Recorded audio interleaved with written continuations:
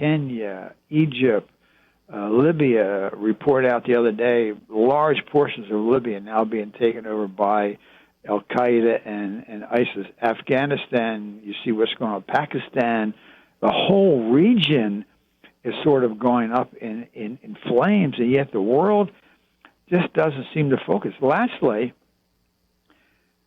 about 180 Americans have joined ISIS. Yes. And there are some Americans who are actually over fighting with ISIS. A number of Americans joined Al-Shabaab. In fact, there's, I think, 14 or 15 Americans who want to go with Al-Shabaab have been killed. You have probably 5,000 to 6,000 Europeans who have gone with ISIS. You have some of the countries that in that region who have sort of cooperated and allowed this to happen. The Turks allowed people to come to Istanbul. They go from Istanbul, they go south into Syria, and then look what we have. There is a real danger, and I don't want to predict this, but based on what you're seeing now in Syria, I mean, the Christian church and many others are just going through terrible. Over 220, 230, or 40,000 have been killed. Assad is on the last leg, and if Assad falls, you may very well see the black flag of ISIS flying over Damascus.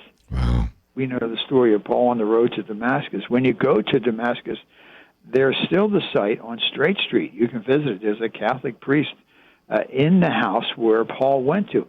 You may very well see the black flag fly over ISIS fly over Syria. So, and lastly, they are having an impact here.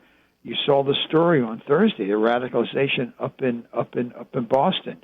In Texas, you all have faced with Major Hassan, who killed 13 people at Fort Hood.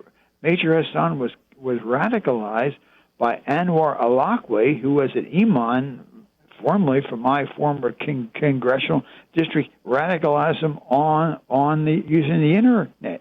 Yeah. There was a young student in my district radicalized by the internet. So ISIS has a very sophisticated and a very aggressive program using the internet, radicalization people, and tell them to stay put where they are. And so this is not just over there. This is moving and spreading and impacting on the United States. And so the world has to deal with it. But particularly, I think the church needs to speak out. You may remember German Lutheran pastor Dietrich Bonhoeffer. Irving Tassis did the great book about Bonhoeffer. Bonhoeffer said, silence in the face of evil is evil itself. Not to speak is to speak, and not to act is to act. We're not speaking, meaning we're just being silent, and we're not acting. And by not acting, we're in essence acting to say we're not going to do anything about it. So we are really at the 1-year anniversary of the fall of Mosul, which is Nineveh. Yes. You know, we've had Dennis Prager on this program, and I even quoted him even before he was on the program as saying that he always was puzzled by this because as a Jewish individual, he would go and speak in various synagogues, and almost all of them would have a sign, support Soviet Jewry, and yet he never saw any Christians or any churches do that. And to this day, he's always puzzled, as I think you are as well, because, you know, the Jewish community will speak out and say not another Holocaust. They will speak out to support any individuals facing anti-Semitism, but the church is not. And so that's one of the reasons we wanted to do the program. You know, the Jewish community really set the model and did a great job in the 1980s. In fact, as you recall, the Jewish community led the way with regard to Soviet Jewry, where there was that large rally on the Mall. I think in 1987, President Reagan addressed it from the White House. So I commend the Jewish community. They have done an outstanding in the Middle East. And if you go in some of these regions, it says first the Sephardi people, then the Sunni people. The Sephardi people, the Jewish community. You know, in 1950, the Jewish population of Iraq was roughly 150,000. It's just amazing. Now they're down to under 10 individuals. So what has happened to the Jewish community in Iraq and in Egypt is ready to happen to the Christian community, but I commend the Jewish community. In the 80s, they did more than anybody else to really speak out on behalf of those who were being persecuted in Russia. And frankly, I think the Christian community could learn a lot from that. We're going to talk about some of the humanitarian aspects of this, but I thought just before we take a break, we might talk about some of the political ones. First of all, you'd mentioned the fact that here we have a special envoy for religious freedom. The president has not chosen an individual, so there's an action item which we can post. It's been the law since August of last year. And then number two, you've talked about before that the United States should authorize funding for groups like the Peshmerga, the Kurdish military, or the Nineveh Protection Unit, which is a Christian militia. So those are some political actions before we get into the humanitarian areas, but you've certainly called for that, and I still think members of Congress should do this, don't you think? The Congress has already authorized aid to the Peshmerga and to some of the Christian groups there, but the administration has not seen fit to do it. Before aid goes to the Peshmerga, that's the Kurdish military, it has to first clear through Baghdad. The Baghdad and the Iraqi military is basically controlled by the Iranian government. And so before the Kurds are getting anything, it has to go through Baghdad. Basically, they're not getting anything. And they're up against some of the most sophisticated weapons. When the Iraqi military left most of these places, they left the tanks, American-made tanks, American-made weapons. So, in essence, the Peshmerga, the Kurdish military, have old weapons, and they're up against some of the most sophisticated weapons that ISIS currently has. We're going to take a break. Yes, the administration has the authority, but they're not using it. Let's take a break, and when we come back, we'll continue our conversation for a few more minutes with Frank Wolf. But if you'd like to join us, that number is 1-800-351-1212. A couple of action items. First of all, of course, we want you to educate yourself. If you're not aware of what is happening, that's why we're doing this program, and that's why we'll be doing some other related ones later in the week. Certainly, as we are recognizing what is happening to not only the Christians, but the Yazidis and others at the hands of ISIS, you certainly need to know, and we have provided quite a bit of information. I even did a teaching on it just the other day on ISIS. Of course, we need to raise our voice, and that quote that Frank Wolf gave from Dietrich Bonhoeffer, "Silence in the face of evil is evil itself. God will not hold us guiltless. Not to speak is to speak. Not to act is to act." And we just used a good example of what you've seen oftentimes in the Jewish community. We need to have this in the Christian community. Certainly we need to pray, and the book of Hebrews reminds us to remember the prisoners as though in prison with them, and those who are ill-treated, since you yourselves are in the body. But when we come back, we're going to talk about humanitarian assistance. We have been able to work out a particular link with the Cradle Fund, and 100% of your gift will go to help people who are suffering at the hands of ISIS. So if you've been looking for some action items today, we have quite a number. And for those of you that receive an email from me, by now probably you've received one that even provides the link. We also have it on our website, pointofview.net. It says, "Even the least of these you did to me." Obviously, a quote from Jesus. We'll come back and explain that and give you a chance to interact. 1-800-351-1212. 10 years ago, there were 1.5 million Christians in Iraq. Today, more than 1 million of those believers are gone. Many have fled. Many have died. You ask why these atrocities happen in human history? I'll tell you why they happen. They happen because there are those willing to commit them, and there are those willing to remain silent. Point of View believes it's past time for us to speak up and to act. The Cradle Fund is helping persecuted peoples in the Middle East, many who have lost everything and need assistance simply to survive.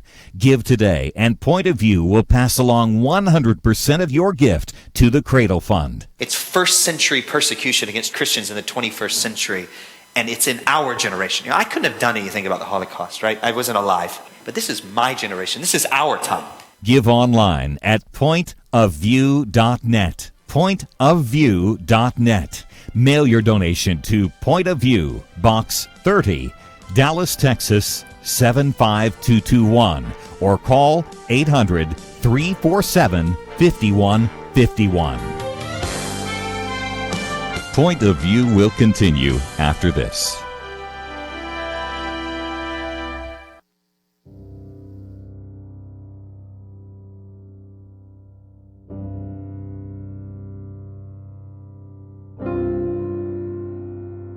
وقيل له الكبار اللي بالعمر فهاي الأبناء قلت لهم يعني إحنا محجوزين هنا، لمتى راح نبقى هيجي؟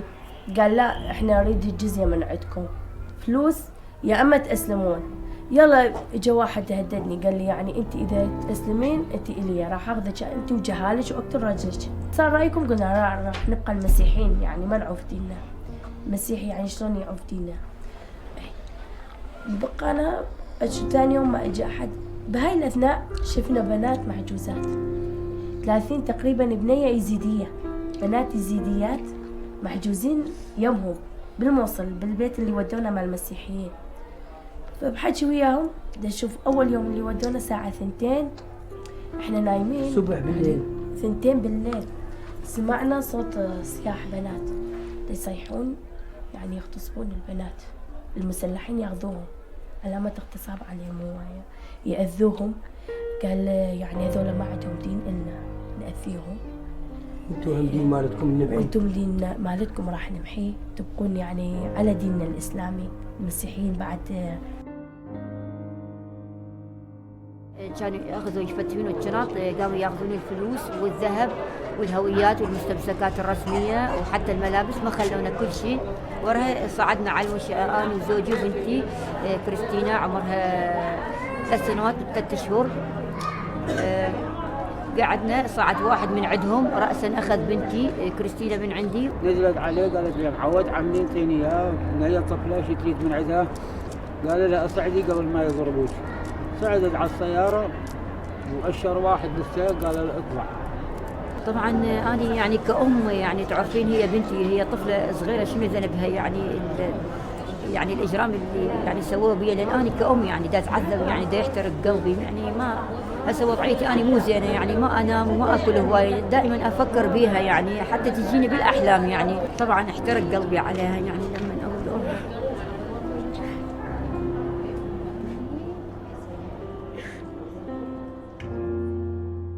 وقتی هاتن قلنا ما قوش مالا دركا بنمي مالا فاتشينن ام دركاتن قلنا ما قوش سوار ام سوار كن برو شباب ام سوار كن برنسي درا خانية مشترك.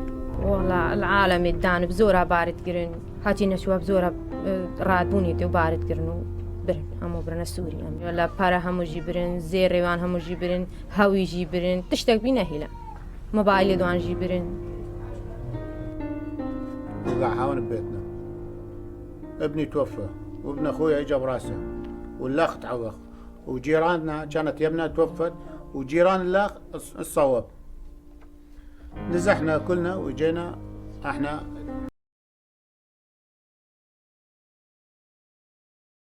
ابني ميلاد توفى بالطريق انطوله شهادة وفاة. ديفيد اللي جتي براسه ولا واحد ما انطاله شهادة وفاة. ابني محتاج عملية ولا واحد. You are listening to Point of View.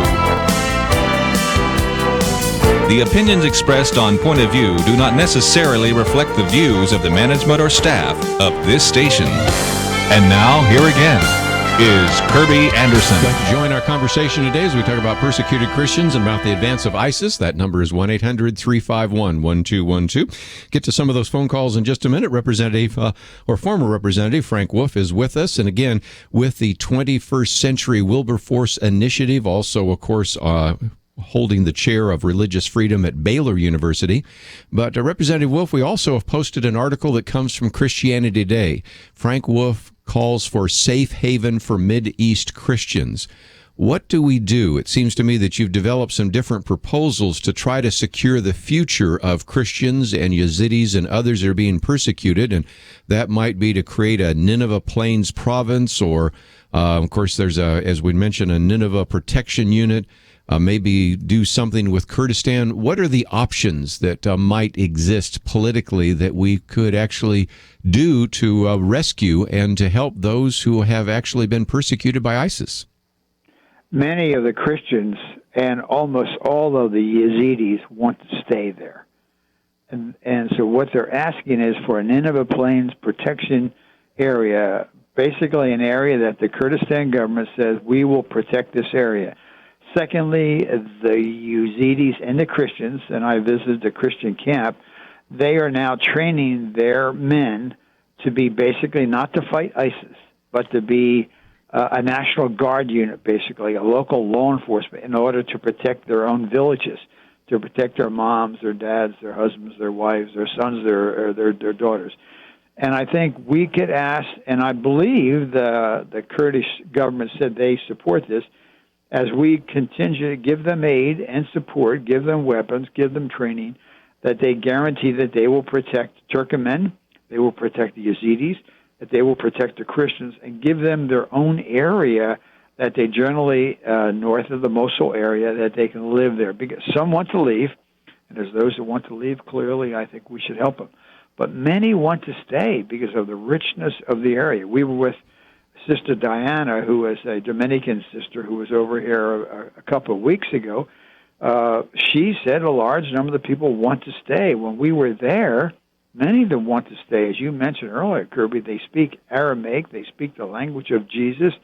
And you love Dallas. I love Virginia. They love their area. So they all do not want to leave. But the protection unit, secondly, there is a provision in the National Defense Authorization Bill that passed in the last Congress for this administration to give aid to not only the Kurds, but to independent groups like the NPU, the Nineveh Plains Unit, and yet this administration has not done. There's a lot that can be done, and also they're asking aid with regard to education because the schools have been flooded up in the Erbil area. They're also asking for health care, but over a protection area whereby they can live in peace, do their own protection, but also that the Kurds would guarantee. And I think the Kurds have said it verbally, and I think we should hold the Kurds accountable whereby they will set this up so those who want to stay can stay. Let's, if we can, just take a phone call or two before I let you go. We'll go to California, KNLB. Jason, thank you for joining our conversation today. What would you like to add to the conversation? Hey, Kirby. Hey, Mr. Wolf. I think I left you a voicemail a while back on something we were dealing with earlier. But anyways, that's not the important part. I'm of the opinion, and I make my opinions known to the three branches of government, including the White House, that I've been a staunch opponent, or against a large ground force. Just due to the fact is that they have the advantage, and they're running a guerrilla warfare, and we're like the British trying to hold on to the Americas, and it's not going to work because our troops end up being like fish in a barrel. They get shot up by people in buildings. They can our footprint, and when we go in there and invade somebody or take and liberate somebody, makes us a target because of where we camp, how we set up our camp. Sure. Okay, well, let me just give to Frank. I haven't heard a lot of people calling for ground troops, but react to that if you might, because that's one of the questions people have. No, we would not recommend ground troops, although you may have to have some additional military as spotters and some special forces and trainers. I think the best thing we can do, one, I'm not a military man. I think very few people can really give you the answer.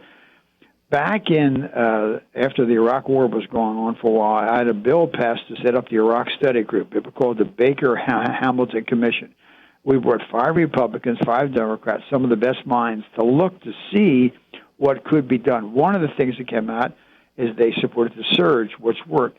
I think you have to bring some of the very best minds together to understand and say, how do we deal with ISIS? You cannot deal with it on a political way.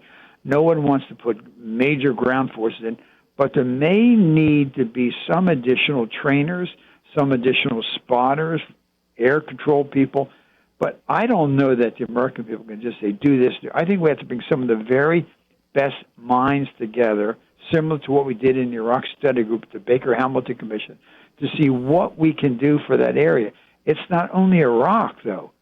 It is Syria. Yes. It is spreading to Libya. It's spreading to Afghanistan. It's spreading to Nigeria. So what are we going to do to stop ISIS? And I think you need some of the better minds to put together a strategy. And it's not only a military strategy. It's also how do you win the hearts and minds. But frankly, this administration isn't doing enough to make sure that we are successful in defeating ISIS on the battlefield, but in our hearts and minds. Well, again, I thank you for being the voice to speak to these issues. And as you alerted us as you were leaving Congress, no, I'm not going to go quietly into the night, but I'm going to use this as a platform. And we're just thrilled that you have been able to actually occupy the chair for religious freedom at Baylor University. We have a link to, of course, the 21st Century Wilberforce Initiative, and we've posted an article for today from Christianity Today. Frank Wolf calls for a safe haven for Middle East Christians. So thank you so very much for being on the program. I'd love to do it again sometime. Thanks for covering this issue. Thank you very much. We're going to take a break, but before we do so, let me take one more phone call because I know some of you wanted to ask some questions. So, Becky in South Carolina, you have the floor. Scripture says that in the end times, that Damascus will fall and be in ruins. And I'm wondering if ISIS comes into Damascus, is this a harbinger of what is to come? Well, let me, if I can, address that real quickly. I would encourage some people, if they have something to write with, to look at these verses later. But Isaiah 17, the first 3 verses, talk about the oracle concerning Damascus. Behold, Damascus is about to be removed from being a city and become a fallen ruin. The cities of Arar are forsaken. They will be for flocks to lie down, and there will be no one to frighten them. The fortified city will disappear from Ephraim and the sovereignty of Damascus. So again, the implication of that seems to be that some judgment in the future will take place because Damascus has always been continuously occupied. You can also look at Jeremiah 49, verses 23 to 27 concerning Damascus. It again talks about this and talks about how Damascus has become helpless. She has turned to flee and all of the rest. And so these are prophecies that have not been fulfilled. I don't necessarily believe that those prophecies have to be fulfilled before, say, the coming of Christ, but the logical assumption is that they need to be fulfilled sometime, and so I would imagine that that would be an argument. Does that mean we're close to the end times? Well, my favorite line always is we're closer to the end times than anybody's ever been before, but I wouldn't necessarily link those prophecies to the Antichrist, the rise of the beast, or anything of that nature. But I do believe that those are prophecies that have yet to be fulfilled, and so they certainly might have some connection. And if ISIS brings down Damascus, and if it especially turns into a desolate area, then I think that would be a fulfillment of one of the, or actually 2 of these Old Testament prophecies. So I appreciate you bringing it up. Thank you. And we will come back and take some more phone calls. But just as we do, let me mention that when I come back, I want to spend just a little bit of time talking about this opportunity for you to support other fellow Christians in particular, and maybe a few others, but most of them in these refugee camps are fellow Christians, many of whom have lived in this region, a place where you had Mosul, which was Nineveh, a place where you had 1.5 million Christians in that region, and now most of them are gone. A place where some of them actually spoke Aramaic. And in particular, I want to talk about one of these towns where you had 50,000 people who claim to be Christians and actually are completely emptied of that region. And that's one of the stories that Johnny Moore told us, and that's part of the email I've sent to you. But again, we are encouraging you to see what you might be able to do to give to this Cradle Fund. It is one that Johnny Moore has recommended, and certainly it is one that we thought very highly of. And so any gift that you give, by clicking on the button there on the website or by responding to the email, 100% of your gift will go to help people who are suffering. When we come back, I'll talk about what your gift can do and how you can be involved. So let's take a break. Also, if you'd like to ask another question, 1-800-351-1212.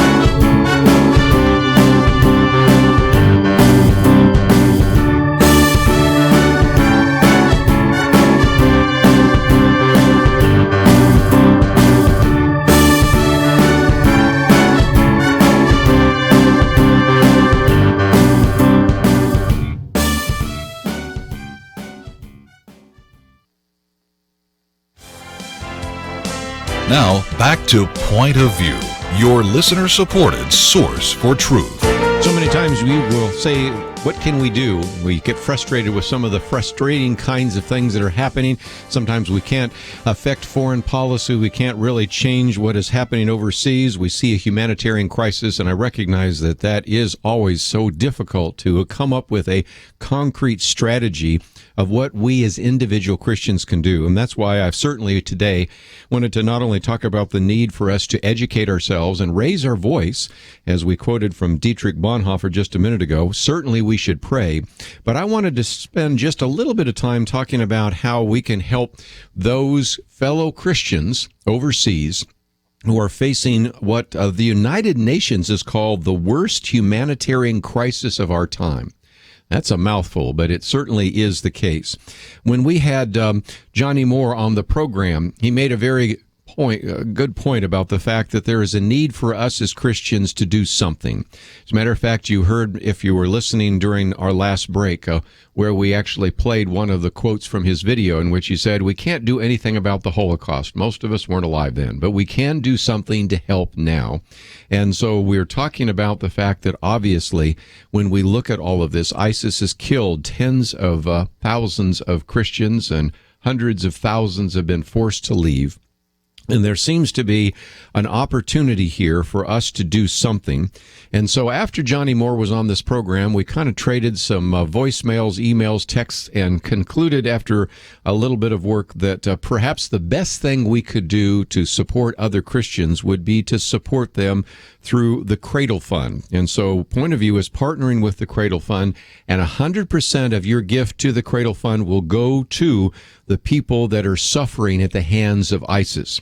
If you go to our website, pointofview.net, you will see that there is an opportunity there for you to click on a button that says, even the least of these you did for me. And of course, that's a quote from the words by Jesus. For I was hungry, you gave me something to eat. I was thirsty, you gave me something to drink. I was a stranger, and you invited me in. Naked, and you clothed me. I was sick, and you visited me. I was in prison, you came to me. To the extent that you did to one of these brothers of mine, even the least of them, you did it to me. So we believe that there are some real significant opportunities for you to get involved. And as we have mentioned, there are various gift opportunities there, and I will let you make that decision. But I would hope that over the next 24 hours, or certainly over this next few days, that so many of our listeners to Point of View that say, I want to do something. Maybe I can't do a lot, but, it is amazing how an American dollar can make such a difference overseas. I mean, you can, for example, at one level buy a month of food for a family. At a different level, you can buy pillows, mattresses, a heater, kerosene, and blankets for a family that find themselves in these refugee camps. Another level, provide milk and diapers and baby clothes and other supplies for a dozen babies for a month. And a different level, to provide clothes for an entire family. And I think this is important to recognize because one of the stories that Johnny Moore tells, and you can actually see it on the screen and watch it in its entirety, is a story of this city of Kararosh, and I'm sure I'm mispronouncing it, but we'll call it that.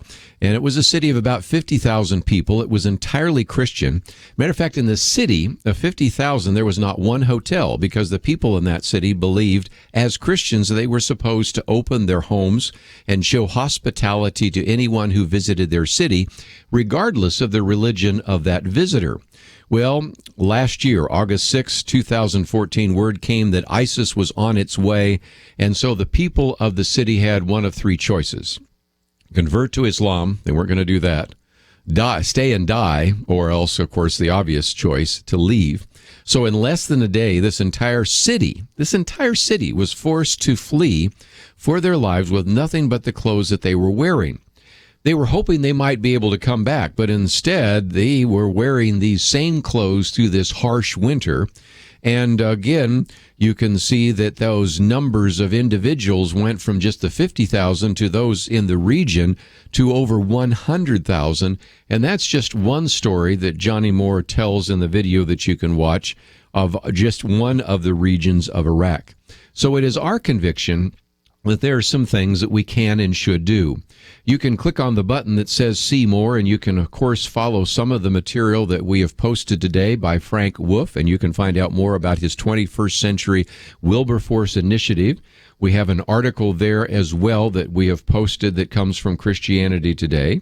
And then we would encourage you to go and find out a little bit more. You can find some of these videos by Johnny Moore that I think will be helpful to you to understand this. But most importantly, we really encourage you to click on that sidebar there. It says, even the least of these, you did it to me, give now. And it gives you an opportunity there to see that there are some very significant ways in which you can give a tax-deductible gift to Point of View, which we will then give completely 100% to the people at Cradle Fund, and they are going to administer that in those various refugee camps. And so I would encourage you as an individual to do this. I would encourage you maybe to educate some people in your Sunday school class. Maybe your class would like to get together and make that a project and bundle your funds together so you could do something more significant. And again, we hope that you will take the time to reach out to those individuals, because as we've pointed out before, we are facing what is essentially a genocide. We've seen ISIS and the impact that ISIS is making around the world. We've on this program talked about ISIS even here in America, and that was kind of the subtitle of Johnny Moore's book, Preserving Christianity in Place of Its Birth and in Your Own Backyard. And, you know, when the book came out, I thought, you know, that subtitle might have people looking at that going, I don't think so. And then, of course, a couple of weeks ago, we had the attack in Garland, Texas, to remind us that, no, they're in our own backyard. And now, of course, we have the FBI Director, James Comey, saying that they have found radicalization of individuals in all 50 states. So ISIS isn't just in Syria and Iraq. We also talked about the connection between ISIS and Boko Haram. Later in the week, we're going to talk about what's happening in Africa and some of the orphans that have lost their parents in the midst of all of this. And so there are lots of opportunities for you to get involved. But I do want to challenge you to consider what you might do to help those individuals who are part of Christian communities that have existed since the first century. Some of them speak Aramaic, the very language that Jesus spoke. 1.5 million Christians in that region. Now more than 1 million are gone, and at the rate we're going, even more so. And of course, you heard the conversation I had with Becky just a minute ago. What about the fall of Damascus, and what does that mean as well? So again, we encourage you to consider what you might do to help, and we wanted to partner with this group called Cradle Fund, and your gift will help buy food, buy clothes, provide a tent or warmth or whatever it might be so that you can actually help them significantly.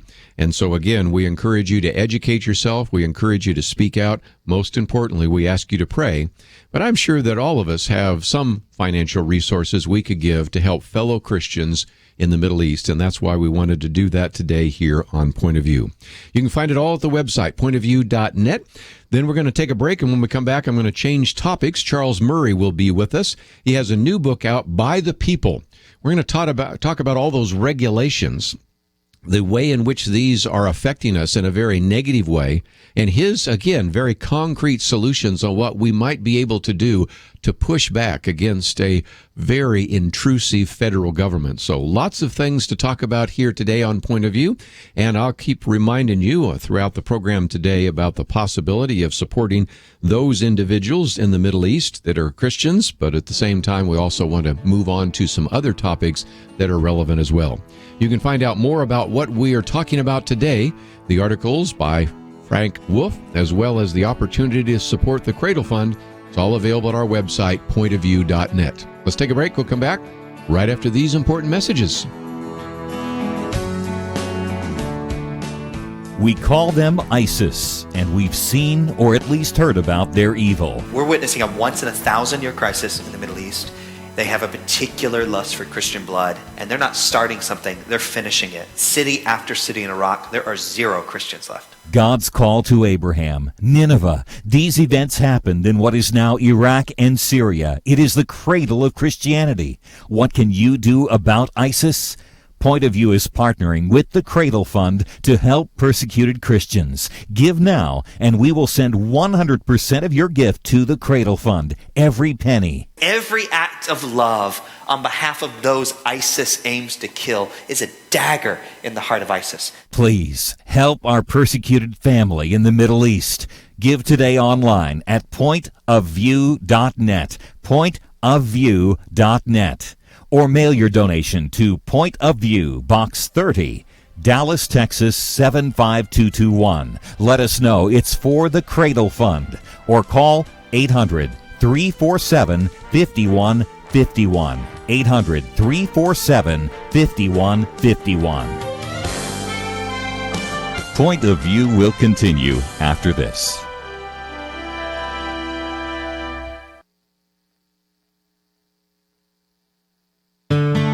I just thank God for y'all. I listen to you every day, truly. I wanted to thank y'all for everything you do each day to inform Christian families and our community about the things we can do, and just the way you're so informative. I listen to you daily and love you guys and appreciate you so much.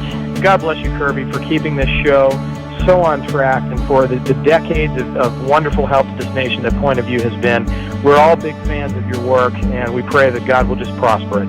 As a Christian, over the years that I've followed this program, I am constantly challenged to be on guard and to evaluate what's going on. And if for no other reason, to protect the caliber and the truth of your programming, I need to participate and to back your program financially to ensure that the truth stays out there for people to hear, to view, and to be a part of.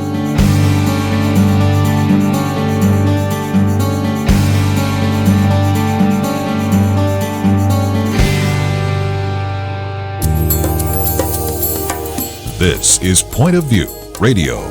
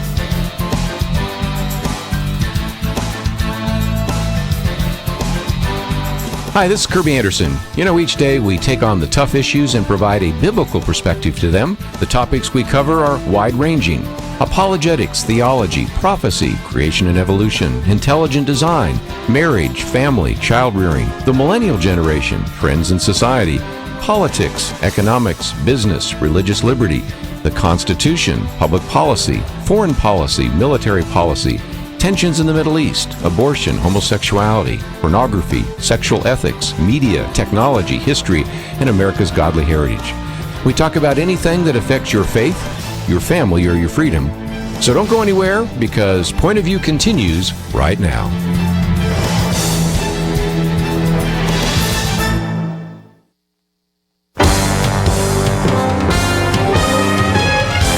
Across America, live. This is Point of View.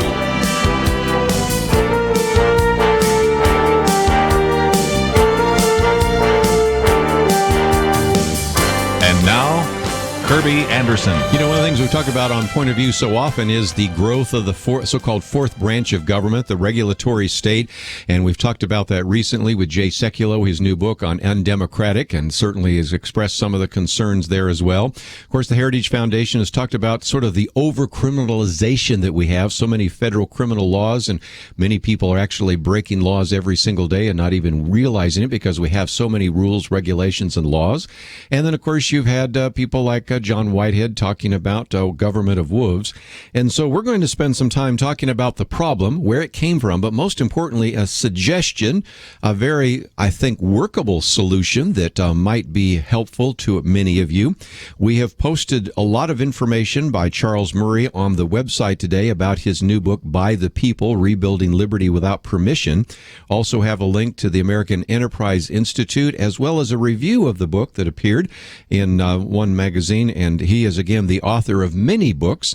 Losing Ground, perhaps one of his best known, The Bell Curve, Real Education, Coming Apart, came out just a couple of years ago. But this one, By the People, Rebuilding Liberty Without Permission. He holds a PhD in political science from MIT, a bachelor's degree in history from Harvard University. And Charles Murray, welcome to the program. Kirby, I'm glad to be with you. We have also, I might mention, posted a video I think you've done with the Cato Institute, so people can watch that in its entirety, and I hope that they will get a copy of the book. But let's maybe state the problem. We're going to get to the solution pretty quickly, but when we talk about the number of rules and regulations, some of these are passed by Congress, but most of these are passed by unelected, unaccountable bureaucrats, where many of these regulations are so tedious and so specific that it really keeps people from not only having their liberty, but being able to do their jobs correctly. Don't you think? Yeah, you've stated it very well, and I want to emphasize, I'm not talking about something theoretical here, theoretical infringements in our liberty. I'm talking about the difficulties that ordinary people find in trying to do their jobs, cooperate with their neighbors to solve a local problem, practice their faith, you name it. The government is in the way now, and it's in the way not because of regulations that are necessary, and there are such regulations. You know, factories should not be permitted to have smokestacks that belch huge clouds of noxious smoke. Okay, that's fine. It's the way you put it. These minute, picky things that any professional will tell you get in the way of doing the job as well as they can. And I don't care whether that professional is a physician or an attorney or a plumber or a kindergarten school teacher or a real estate dealer. What we need to do is to, in a practical way, get the government to back off. That's my basic position. And if people are wondering how kind of picky it can be, your Wall Street Journal article last month, your op-ed piece, I thought was really good, because if indeed you're going to put a railing next to a stair, it has to be 42 inches high.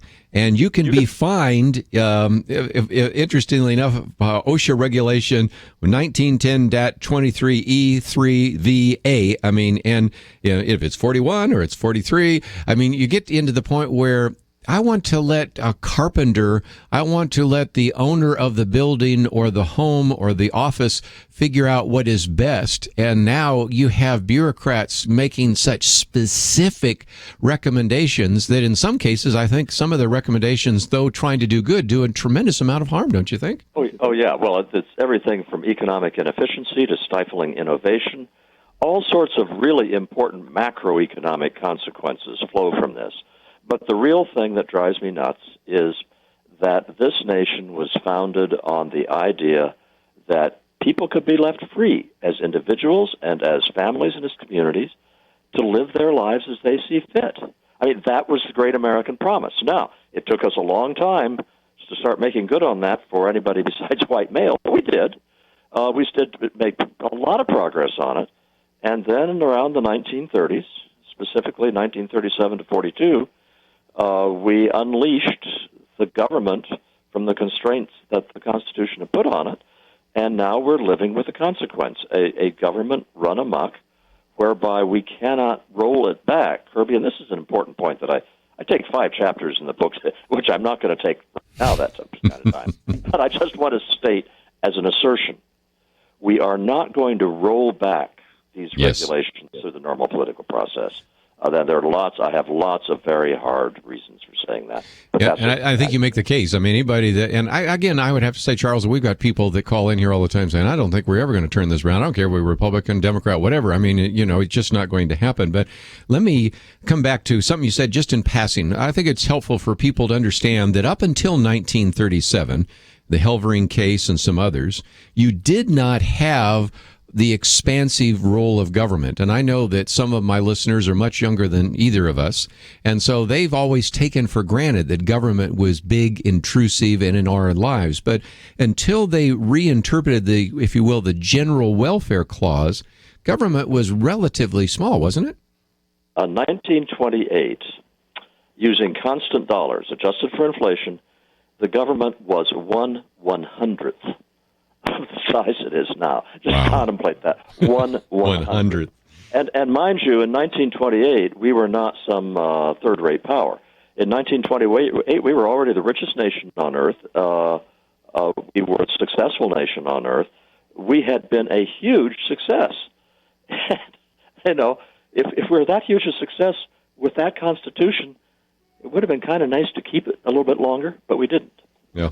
And again, a lot of that has to do with the New Deal and the Supreme Court basically allowing Congress then to do anything that promotes the general welfare. Well, you can drive some pretty big Mack trucks through that, can't you? You can justify anything. That's not all they did. I don't want to get into a lot of constitutional law, but essentially they eviscerated the Ninth Amendment. They completely reinterpreted the Commerce Clause to mean just about anything. And, one of the lesser-known things they did, Kirby, was in this case with NBC, they stopped requiring Congress to pass legislation that had specific measures that were to be taken. It was okay for Congress to pass a law saying, we want fair and equitable rules to do such and such, and then hand it over to the regulatory agency to decide what fair and equitable means. That was a huge disastrous change. We're going to take a break because we have one of those mandatory breaks coming up here, but we'll get back and talk about that because what happened is Congress just said, well, we'll let you bureaucrats figure all that out and whatever is fair and equitable. But also want to raise one other issue that I mentioned in passing. We'll come back and talk about this. Most people are probably in violation of all sorts of laws. The other day, John Whitehead talked about the number of possibly felonies you could be guilty of. And the reason for that is because, let's just look at it. The Affordable Care Act, that's in front of Congress right now. I mean, 400,000 words. Dodd-Frank, 377,000 words. Nobody knows what's in all of that. Even members of Congress don't know. Well, matter of fact, I'm sure they don't know what's in it, but even some of the bureaucrats that are looking at that don't know all of it's in there. And so it makes it very easy if a bureaucrat or a politician wants to give you a bad time, all they have to do is find some places where you completely unknowingly violated a law that you didn't even know existed. So it's just one more problem with a regulatory state. We're going to talk about the problem, but then some possible solutions right after this.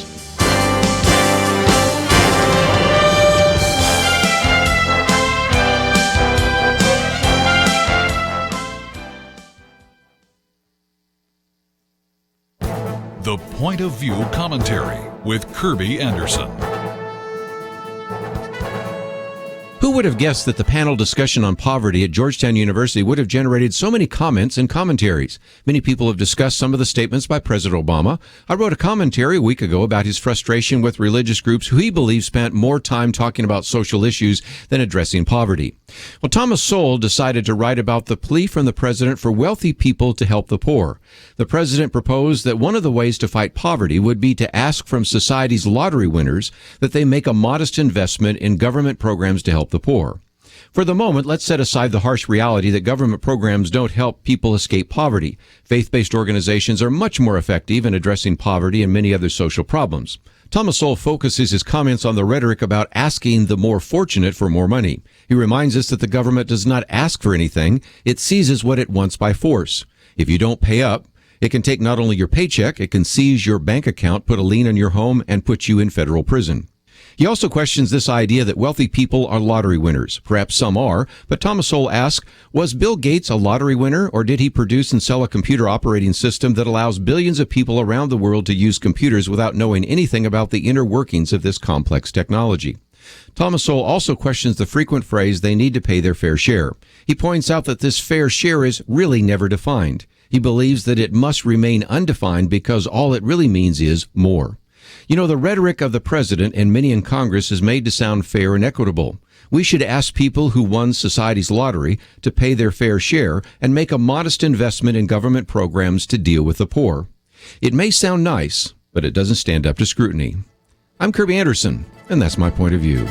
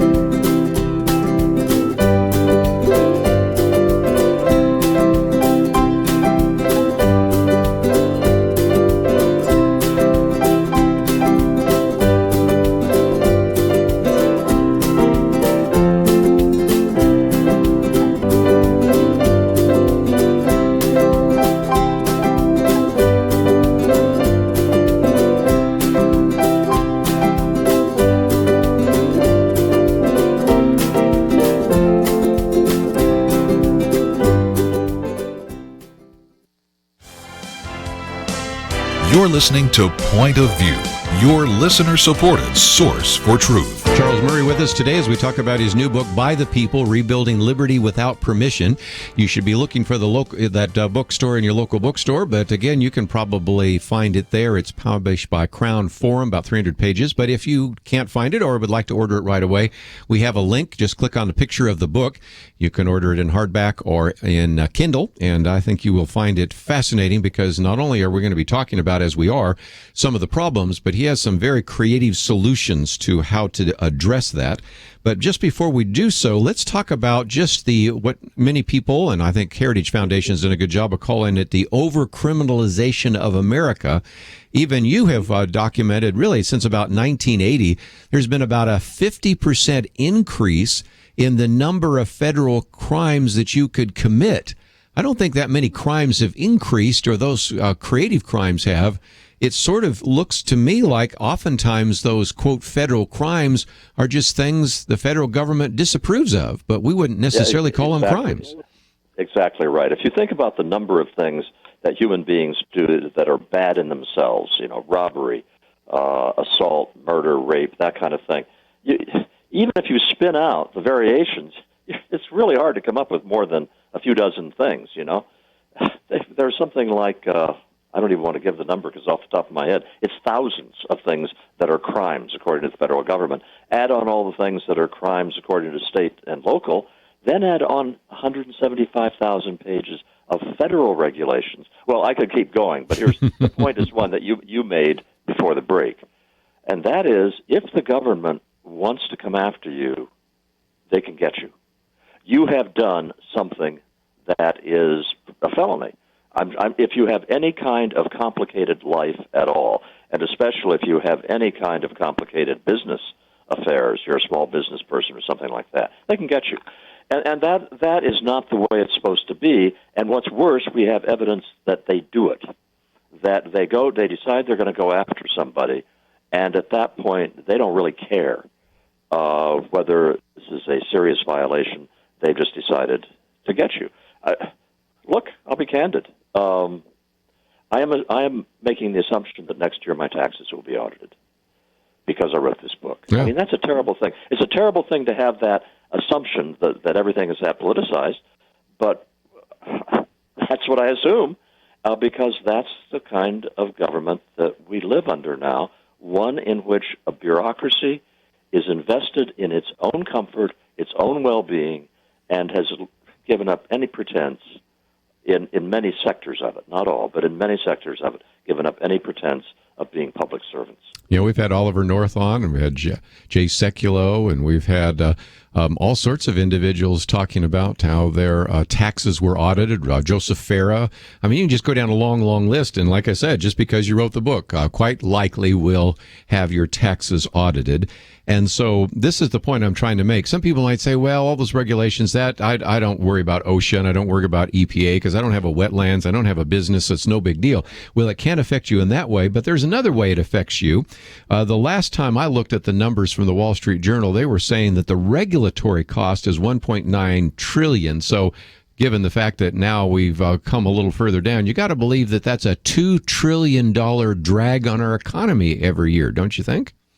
Absolutely. However, I also want people who are like me, because, by the way, you know, I write books for a living. That's one of the few professions that isn't highly regulated yet. And I work for the American Enterprise Institute, and they buffer me from employment regulations and so forth. So I'm not personally so affected by it. But if you hear the stories of people whose lives are ruined, financially ruined, or their businesses are ruined, I'd like to think that we have some empathy with what they're going through and want to support things that will get the government off their back. Ultimately, this is everybody's problem because this is not the way America is supposed to work. Well, okay, let's, if we can, then maybe talk about some of the proposals that you've come up with. And one of the things that you've argued in the book is that there are a couple of weaknesses. First of all, the regulatory bureaucracy really relies on voluntary compliance. I'm not just talking about voluntary compliance of paying your taxes, but voluntary compliance on a lot of things. And as a result, even though when this huge federal bureaucracy comes after an individual, it's a mismatch, what your suggestion is if you have a lot of individuals that engage, kind of use the word civil disobedience or say no to the federal government, that if a large enough group do so, they don't have the resources or the personnel to go after Americans who simply stand out in the streets and say, there's the line, we're not going to let you cross it. So explain that if you might. Exactly right, yeah.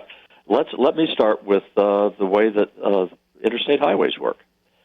If you go out you're in Dallas, Texas, right, Kirby? I am, and we have broadcasts that go to 42 different states. So I think most people can relate to this. I think it's a 70-mile-an-hour speed limit in Texas, I think, something like that. Yeah, and our listeners in Wyoming, I think, can drive a lot faster than that, but whatever. Okay, go ahead.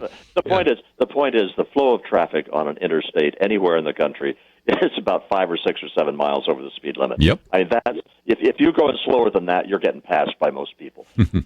That's against the law. But state troopers don't arrest everybody because they can't. Yes. So what do? They arrest people who are going wildly fast, or they arrest people who are driving erratically. Okay, it's not ideal. It would be ideal if you had a speed limit that we ought to respect because actually you shouldn't be going much faster than that. But since we can't have that, why don't we try to have all regulations enforced the way that state troopers enforce the speed limit, which is they only go after people who are doing something really, truly wrong. And to do that, I want to, in effect, get most of the American people going over the speed limit on other kinds of regulations. So here's the general notion, Kirby. Make government an insurable hazard. In effect, you don't buy tornado, you don't build a tornado-proof house, you buy house insurance. Right. And all sorts of professions could simply chip into a legal defense fund And the point is that when the government comes after anyone who is operating a safe business or operating their profession professionally, that there will be support for them, that they won't have to be out of pocket trying to push back against the government. And in addition to these occupational defense funds that are like insurance, I also want to see the establishment of a big philanthropic fund that I call the Madison Fund. Madison Fund, yeah. Yeah, and what this would do, it'll come to the defense of people paying for all the legal bills and reimbursing their fine. We'll get into the specifics, but just for a minute, let's get back to the other point. I mean, one is that it's a voluntary, but number two, there's a limitation to the enforcement ability. And you've used this example, so I guess many people can relate to it. The regulatory state's a little bit like the Wizard of Oz. If indeed it's going after one individual, that booming voice is something. But if there are 100 people out there that are standing against it, it's kind of like, well, don't look behind the curtain here. I mean, because there's just no way that in a bureaucracy, the managers of those individuals that are supposed to enforce the regulation will tell them to take on one more case because the caseload is too overwhelmed already. Yeah.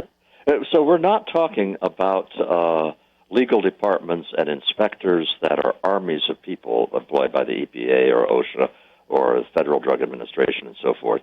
They have a nationwide mandate with millions of workplaces for OSHA, with virtually every piece of property in the United States for EPA, and they have, a matter of thousands of people to enforce these. They just don't have that big an enforcement capability. And people always say to me, the government is just too big. It's not really. And it's also, in these agencies, you do not have people that are eager to work overtime for some really silly violation of a regulation.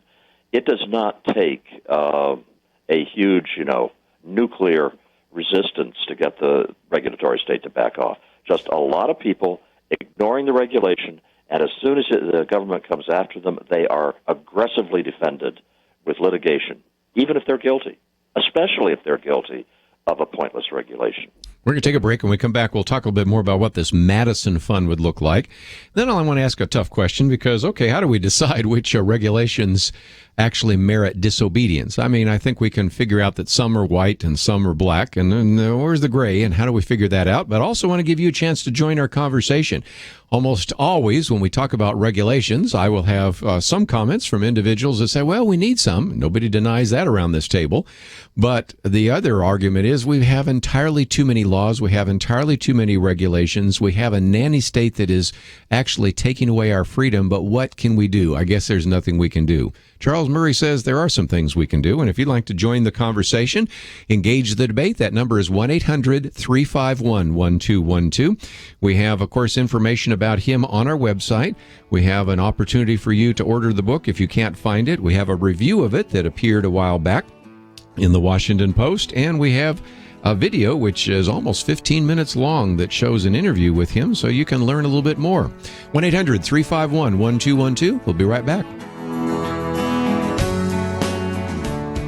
10 years ago, there were 1.5 million Christians in Iraq. Today, more than 1 million of those believers are gone. Many have fled. Many have died. You ask why these atrocities happen in human history? I'll tell you why they happen.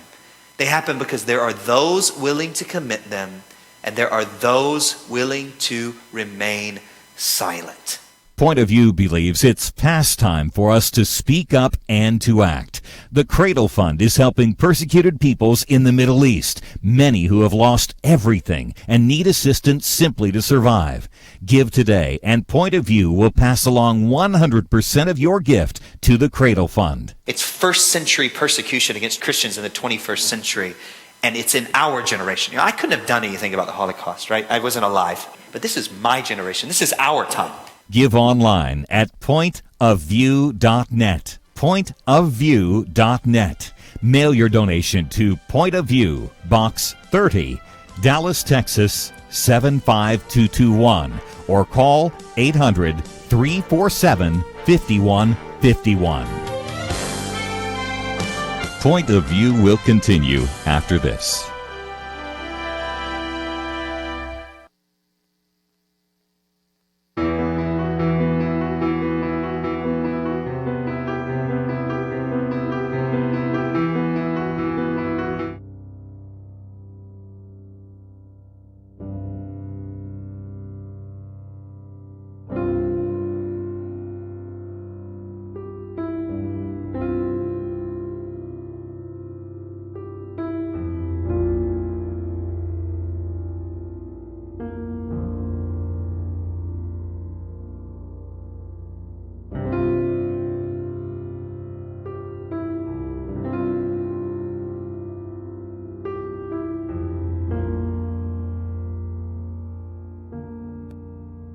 يقول مثل خنجر سيف منو نذبح الجهال لو النسوان منو نبدي بيهم بالمعوقين لو الكبار اللي بالعمر.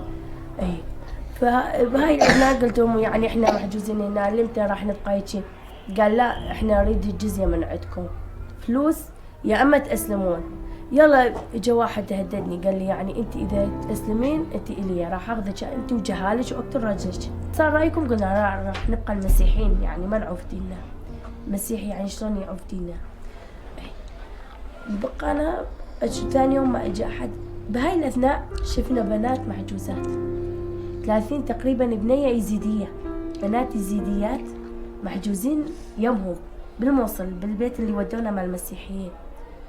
فبحكي وياهم بدي اشوف اول يوم اللي ودونا الساعه 2 احنا نايمين الصبح بالليل 2 بالليل سمعنا صوت صياح بنات يصيحون يعني يغتصبون البنات المسلحين ياخذوهم علامة اغتصاب عليهم ويأذوهم. قال يعني هذول ما عندهم دين إلا نأذيهم. انتم هم دين مالتكم نمحي وانتم دين مالتكم راح نمحيه تبقون يعني على ديننا الإسلامي. المسيحيين بعد كانوا ياخذوا يفتشون الشنط، قاموا ياخذون الفلوس والذهب والهويات والمستمسكات الرسميه وحتى الملابس، ما خلونا كل شيء. وراها صعدنا على انا وزوجي وبنتي كريستينا عمرها 3 سنوات و3 شهور. قعدنا صعد واحد من عندهم راسا اخذ بنتي كريستينا من عندي، نزلت عليه قالت لي معود عمي انطيني اياه، هي طفله شو تريد من عندها؟ قال لها اصعدي قبل ما يضربوك. صعدت على السياره واشر واحد للسياره قال له اطلع. طبعا انا يعني كأم يعني تعرفين هي بنتي هي طفله صغيره شنو ذنبها يعني الاجرام اللي يعني سووه بي، لان انا كأم يعني دا اتعذب يعني دا يحترق قلبي. يعني ما هسه وضعيتي انا مو زينه، يعني ما انام وما اكل هواي، دائما افكر بيها يعني حتى تجيني بالاحلام. يعني طبعا احترق قلبي عليها يعني لما اقول لها.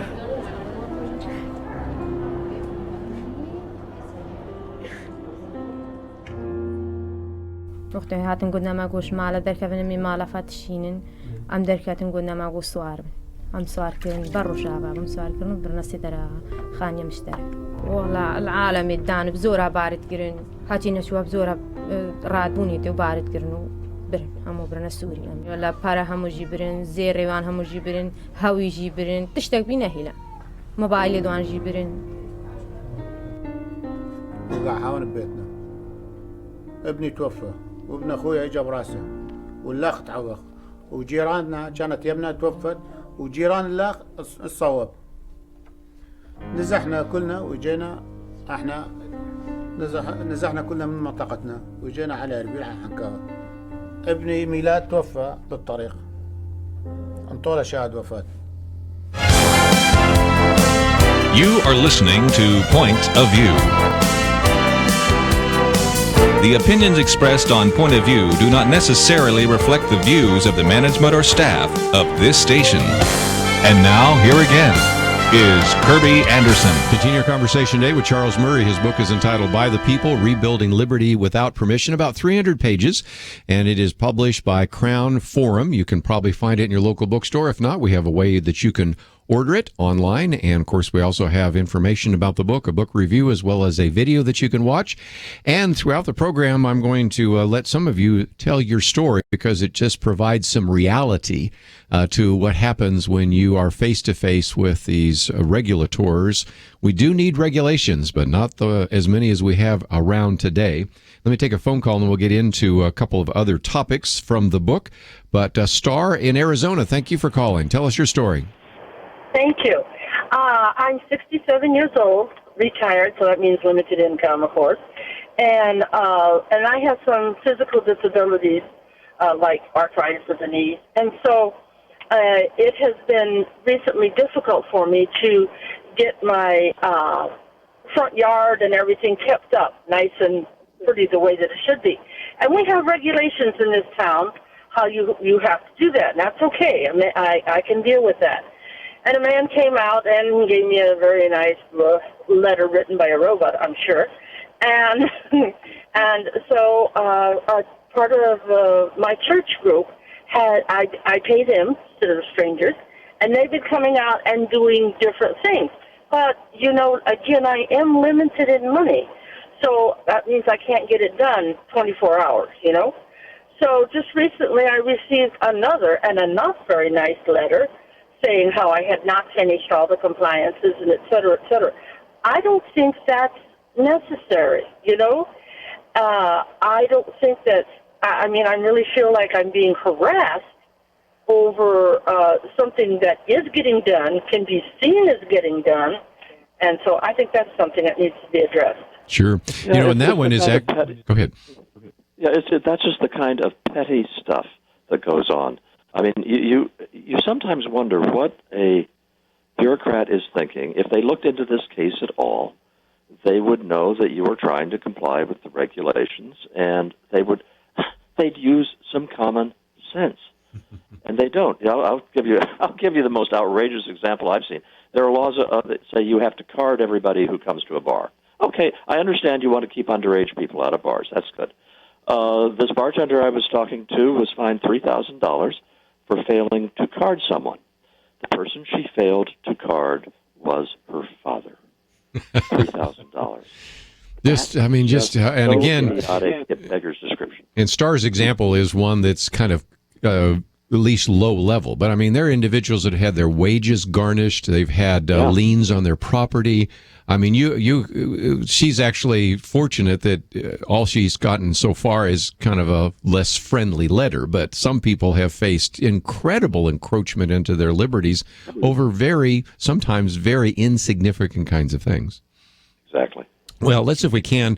And I've got a whole bank of phone calls because everybody wants to tell their story, and they're all some pretty head-shaking kind. Let's talk about this idea of the Madison Fund. Of course, the name James Madison, father of the Constitution. This is something where you were saying, well, maybe dentists could all get together so they don't have to have all the dental regulations. Doctors could get together and things like that. But for the average citizen, you've talked about a Madison Fund that would be funded privately so that individuals that maybe stand up to some of this regulatory abuse wouldn't be actually fined and become destitute because of having to address the federal regulations and all the kind of proceedings that would take place. Yeah, the idea is kind of like legal services. So the idea of legal services is if you're poor and you have a legal issue, that you can go to them and they'll help you. And that's the kind of thing I want to hear. If you have the government coming after you for being in violation of a stupid, pointless regulation, you can go to them. They'll take a look at your case. If it qualifies, they will defend you aggressively, even if you're technically guilty, because they're trying to get across the point that the enforcement of this regulation is arbitrary and capricious.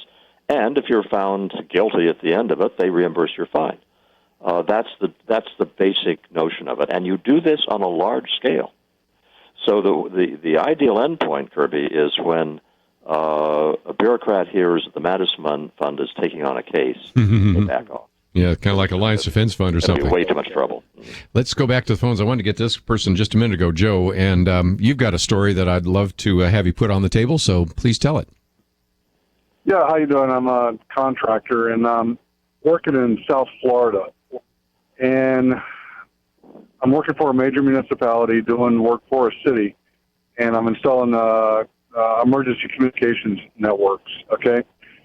We're required to get permits, and I've literally had to pull 5 different building permits for one job site to include LP tank installation, standby generator installation, a grounding installation. And this is the funny thing. I installed the grounding, right? These guys, the inspectors come out. They don't even know what they're looking at. They literally ask me, "What is this?" What is this? Oh, I've heard that. Yeah, right. And they require us to pay for permits. So we pay, and I'm not talking hundreds. I'm talking thousands of dollars. I've probably got, I don't know, I'm going to say about $16,000 wow. in permit fees for a single job. It's about a $350,000 job. All right? And that's just for one of the sites. I've got multiple sites going on. So I'm talking to the city engineer, and I'm quizzing him about all of the regulations in South Florida. And I have my own opinion. I think it's all these people from New Jersey who couldn't hack it in New Jersey because of all of the high taxes and regulations and everything else. They all moved to South Florida, And then for some dumb reason, they brought all of their laws and regulations to South Florida because that's the way they did it in New Jersey. So, so back to the point. I'm a big contractor. Okay, I'm looking at and I'm a multinational and multi-state contractor.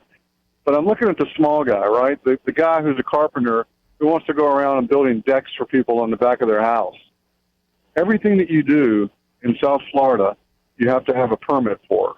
You have to have a permit, for anything really structural or HVAC or, some things like a hot water heater. Yeah, I can see that. You're dealing with gas in some cases. Well, actually in Florida, I don't think they use a lot of gas and hot water heaters, but they do electric. But what it effectively has done is crippled the small guy, the small contractor, the father and son or the family who has a small business, because they literally have to have somebody who does nothing but administrative work to spend all day at the permitting office, and then you have to have engineers on staff, or you have to pay an engineering firm to design anything that you want to do. And then you have to have drawings. You have to provide these drawings and submit them. You have to pay for the fees. So let's say somebody wants to put a garage on their house.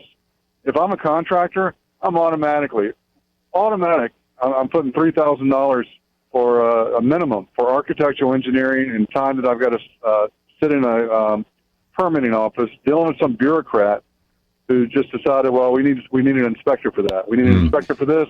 Charles, let me come to you because, even as Joe's talking, I'm thinking, this isn't by accident. When you have these things for licensing and permits and all of that, sometimes that's because lobbyists have been able to get special considerations in legislatures, and thus it does help the big guy, and it really hurts the small guy, right? I love to hear Joe, who is a big guy, and it's a pain in the neck for him, but he can deal with it. I'd love to hear his sympathy for the little guy. That's one of the most outrageous things that's happened with a lot of big business is that they like the regulatory state. They have the clout to craft these regulations the way they want to. The chairman of J.P. Morgan, Jamie Dimon, is on record saying that Dodd-Frank, that big financial regulation bill, provided a bigger moat for J.P. Morgan. In other words, it prevents other competitors from coming in because J.P. Morgan can do it, smaller people can't. Joe is absolutely on target. It's the little guy. And that America is supposed to be people who start out with nothing but through hard work can get ahead. And the regulatory state sort of undercuts the very premise of that ideal. Incredible. Most jobs are created by small business, but we are making it harder and harder for small business. And so as a result, we find the circumstances we're in today. Have one of those mandatory breaks. We'll come back and I'll try to get one or two more calls in. I'm sure we have more calls than we have time. I understand that whenever we talk about things like this, everybody has a story, and we like to add a few of those because they provide some reality. But I do want to ask Charles Murray when we come back, okay, how do we decide? There are some regulations we all understand we need. Many of them seem pretty petty and trivial and superficial and unnecessary. So how do we make some of those decisions? And if indeed there's going to be maybe the possibility of a Madison Fund, how do we put that together? So those are some questions left, and they're addressed in the book, and we'll address them on this program right after these important messages. Stay tuned. We'll be back right after this.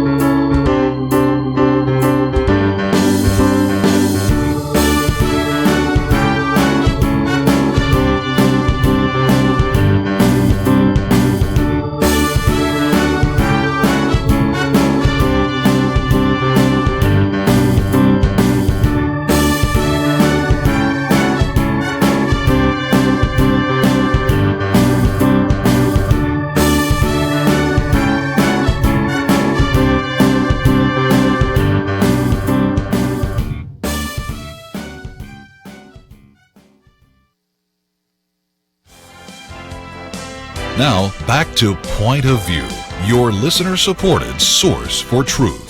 Charles Murray with us for just a few more minutes. Again, author of such books as Losing Ground and Coming Apart. This new book, By the People, Rebuilding Liberty Without Permission. He's at the American Enterprise Institute. We have a link to that and also a link to his book. Charles, I'll take some more phone calls after you go, but I wanted to at least have you for a few minutes maybe try to address this issue of how do we decide which particular regulations need to be challenged. Do you have any guidance there? Yeah. Here's some basic guidelines. If you have a group setting up the Madison Fund, here are the regulations that they really subject to strict, close scrutiny. One category is regulations that prohibit owners of land from doing whatever they wish with it, as long as they don't bother their neighbors. So you can't have a chimney belching smoke. You can't take water from a river and keep it from going downstream. But you can do those things to be a good steward of your land and to improve your home that are your own business and nobody else's. Regulations that prescribe best practice in a craft or profession, those come under strict scrutiny. Kirby, most people who are in a craft or profession take great pride in being good at what they do, and the professional associations have generally very high standards of best practice. The government doesn't know as much about best practices as the people who are doing the craft do. So I'm going after regulations that do that kind of thing. Another category is regulations that restrict access to a job. We were talking about this a little bit earlier. Sure. But you've also got licensing requirements for manicurists. and interior decorators. Can't we let the market take care of incompetent manicurists? Probably won't get work very long. We don't need to have government permits that restrict access to those jobs. And employment law is subject to strict scrutiny. Any small business person knows that they are prevented from hiring the people they want to hire, from supervising their employees the way they ought to be supervised by incredibly detailed employment law. Once again, am I talking about regulations that prevent racial discrimination? No, I'm not. I'm talking about the regulations that just get in the way of ordinary common sense about employment law. Here's the final thing, Kirby. Here's the acid test. When you say this regulation can be ignored safely and will defend people who ignore it, it has to be one that if there's a case that comes up and it gets a lot of publicity, the overwhelming majority of the American people will be saying that they're on the side of the defendant. That's really the overall test that any regulation has. Here's another test. I, of course, love to watch basketball and watched the game last night, obviously. That was very interesting. And we've had a couple that have gone into overtime. In sports, they have the no harm, no foul. Sometimes the referees don't call as many fouls as I think they should, but that's a whole other story. But it seems to me that if indeed a violation of a rule does not affect the action of the game, oftentimes officials will ignore it. And you also use the example of law enforcement sometimes allowing people to travel a few miles per hour over the speed limit. It seems to me that that's another helpful rule that if indeed, as you said, nothing happens if you violate that rule, then why did we have the rule in the first place? Many times we think it's simply to advance a particular group that paid off a lobbyist. No harm, no foul would be a really wonderful enforcement philosophy for the government to undertake. Problem with pushing them, they aren't going to do it voluntarily. Bureaucrats love to enforce the letter of the law. Nobody can stop them. Nobody can criticize them if they have simply enforced the letter of the law. I'm trying to bring to bear a whole lot of pressure on them, which will make their work lives more difficult, which will lead to embarrassing publicity, and get them to use a little common sense and to back off. Well, again, the book is entitled By the People, Rebuilding Liberty Without Permission. Crown Forum is the publisher. You should be able to find it in your local bookstore. If not, we've given you a chance to not only get a copy of the book, but you can also watch the video that we have there. We have a review that appeared in the Washington Post, and of course, you can probably even read some sample chapters. So, Charles Murray, just been a delight to have you on the program with us today. I've enjoyed it, Kirby. Thank you. Just before we go, let me mention a couple of things. First of all, those of you that were not with us in the first hour missed some of the conversation we had with former Representative Frank Wolf, but we've really encouraged you over this last 2 hours here to do a couple of things. First of all, educate yourself about some of these issues, to raise your voice, to certainly be praying, but also we wanted to encourage you to provide humanitarian assistance. And as I've said just a few minutes ago, and let me come back to it again, we have partnered with the Cradle Fund, and 100% of your gift will be sent to people who are suffering at the hands of ISIS. And if you would like to know more about how to do that, I'll say more in just a minute. It's available at our website, pointofview.net. I've also sent an email. But let me take at least one more phone call as we were talking about this regulatory burden. So I thought I would go to Paul in Texas, KCTA. Paul, tell us your story if you might. I just received my tax notice last Monday, and they put a car dealership down the road from me a ways, not directly across the street. But I'm in the county, not in the city limits, and they raised my taxes 1,020%. So it went from $853 a year to $9,994. Whoa, that's unbelievable. Yes, it is. That's called sticker shock. Oh, my goodness. I hope you'll let us know how. I'm sure you will. Well, I'm not sure of anything anymore. I was going to say I'm sure that you'll get that reduced. But in this world, I don't know. But you keep us posted on that. I've never heard anything like that. Yeah. 1,020% increase. Yeah, and that's in San Patricio County in South Texas. South Texas. Well, again, I'm just in shock. I have no answer. Of course, I'm sure you were in shock when you opened up the envelope or whatever, got the email or whatever it was. Yes, big time. Well, Paul, I appreciate you sharing that. Keep us posted, okay?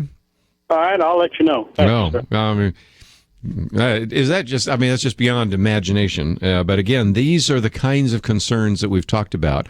This is not the first time we've talked about regulatory burden. As a matter of fact, you can find some of my commentaries. By the way, if you go to our viewpoint section at pointofview.net, you can type in the word regulations, and I've posted some things there, including a commentary I did on Jay Sekulo's book, Undemocratic, and then others that I've done on the rise of the regulatory state. Of course, we've talked about that as well with John Whitehead, and I think I'll do a commentary on Charles Murray's book as well. So lots to cover there, but again, one of the things I appreciate about Charles Murray is he's trying to think creatively about how to bring about a change. I hate to sound a little bit skeptical, but you can read the first couple of chapters of his book and conclude that, you know what, just electing different people to Congress is not going to turn this around. Even electing a different president is not going to turn this around. There may be a little bit. Some of that has happened. There were a few times when the Federal Register actually reduced in size and scope. That was under Ronald Reagan. I don't think I've seen ever anything like that since then. So whether you've had Republican presidents or Democratic presidents, whether you've had Republican Congresses or Democratic Congresses, you really haven't seen much change. But he's got, I think, some very creative solutions. But just before we go, one last time, we're really encouraging you to consider what you might do to help fellow brothers and sisters in Christ. They're in a crisis. It has been referred to as perhaps the worst humanitarian crisis of our time. Many of you said, what can we do? We can all pray, but I think most of us could also send some gift. And so, again, we are partnering with the Cradle Fund. Every gift that you use to click on that particular button there that shows a picture of a child, even the least of these, you did it to me. 100% of that goes to the Cradle Fund. This was one that was suggested by Johnny Moore, and so that's one of the opportunities we wanted to provide you so that you can help those who are less fortunate and have suffered under ISIS. That's all we have for today. I want to thank Andrew, Catherine, Chris, and Abby for their help behind the scenes. We'll see you back here tomorrow. We call them ISIS, and we've seen or at least heard about their evil. We're witnessing a once-in-a-thousand-year crisis in the Middle East. They have a particular lust for Christian blood, and they're not starting something, they're finishing it. City after city in Iraq, there are 0 Christians left. God's call to Abraham, Nineveh. These events happened in what is now Iraq and Syria. It is the cradle of Christianity. What can you do about ISIS? Point of View is partnering with the Cradle Fund to help persecuted Christians. Give now, and we will send 100% of your gift to the Cradle Fund, every penny. Every act of love on behalf of those ISIS aims to kill is a dagger in the heart of ISIS. Please help our persecuted family in the Middle East. Give today online at pointofview.net, pointofview.net, or mail your donation to Point of View, Box 30, Dallas, Texas 75221. Let us know it's for the Cradle Fund, or call 800-347-5151, 800-347-5151. Point of View is produced by Point of View Ministries.